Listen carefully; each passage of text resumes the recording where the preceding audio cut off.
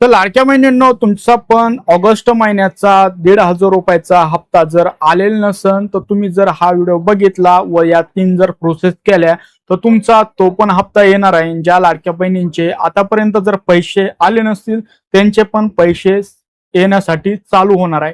आता कोणत्या 3 सेटिंग तुम्हाला करायचे आहे आज या व्हिडिओमध्ये मी सविस्तर माहिती व त्या प्रोसेस तुम्ही स्वतः घर बसल्या मोबाईलवरून करू शकता. त्याच्यासाठी हा व्हिडिओ शेवटपर्यंत बघा आणि आपल्या युट्यूब चॅनलवर जर तुम्ही पहिल्यांदा आला असाल तर लगेच आपल्या युट्यूब चॅनलला सबस्क्राईब करून ठेवा. तर मित्रांनो, चला व्हिडिओला सुरुवात करूया.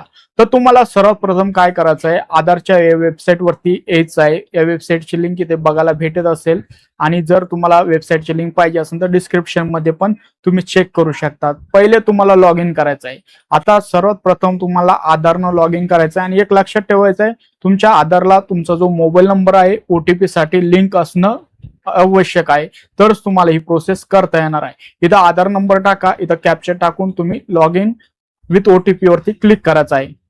आता इथं आपण एक मोबाईल वरती ओटीपी आला, त्याच्यानंतर आपण इथे लॉग इन झालो. इथं आपल्याला प्रोफाईल बघायला भेटत असेल तर तुम्हाला इथं भरपूर असे ऑप्शन बघायला भेटतील. आता तुम्हाला इथं तुमची जी ऑफलाईन ई केवायसी आहे इथून करता येत असते.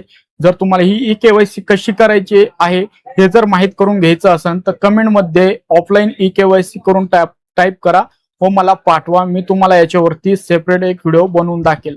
आता तुम्हाला जे मेन कारण आहे, ज्यांना कोणाला पैसे येत नसतील तर तुम्हाला बँक सेडिंग स्टेटस याच्यावरती क्लिक करायचं आहे.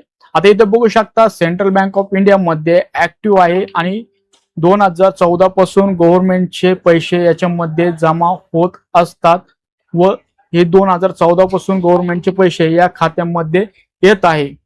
तर तुम्हाला इथं चेक करायचं आहे तुमचं पण स्टेटस ऍक्टिव्ह आहे का आणि कधीपासून ऍक्टिव्ह आहे.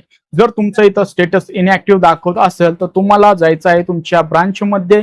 हे स्टेटस ऍक्टिव्ह करण्यासाठी तुम्हाला आधार सीडिंगचा बँक मधून फॉर्म भेटेल, तो आधार सीडिंगचा फॉर्म भरून द्या. त्यानंतर तुमचं जे स्टेटस आहे दुसऱ्या दिवशी चेक करा ऍक्टिव्ह झालंय का इनऍक्टिव्ह आहे. ऍक्टिव्ह जर झालं तर तुम्हाला लाडकी बहीण योजनेचे जे पैसे आहे तिथून पुढे 100% तुमच्या खात्यावरती येण्यासाठी चालू होतील. आणि ज्यांना कोणाला केवायसी मध्ये प्रॉब्लेम असेल तर त्यांनी ऑफलाईन ई केवायसी टाईप करा. मी त्याच्यावरती पर्यायी सोल्युशन तुम्हाला सांगणार आहे, कोणती प्रोसेस नेमकं तुम्हाला करायची आहे आणि तुमचे जे पैसे आहेत ते कसे चालू करायचे आहेत. तर मित्रांनो, ही काही महत्वाची अपडेट होती. अशाच लेटेस्ट अपडेट आपल्या युट्यूब चॅनलवर येत राहतात. त्याच्यासाठी आपल्या युट्यूब चॅनलला सबस्क्राईब करा. हा व्हिडिओ तुमच्या मित्रांमध्ये व्हॉट्सअप ग्रुपमध्ये जास्तीत जास्त शेअर करून या व्हिडिओला लाईक आणि सेव्ह करून ठेवा.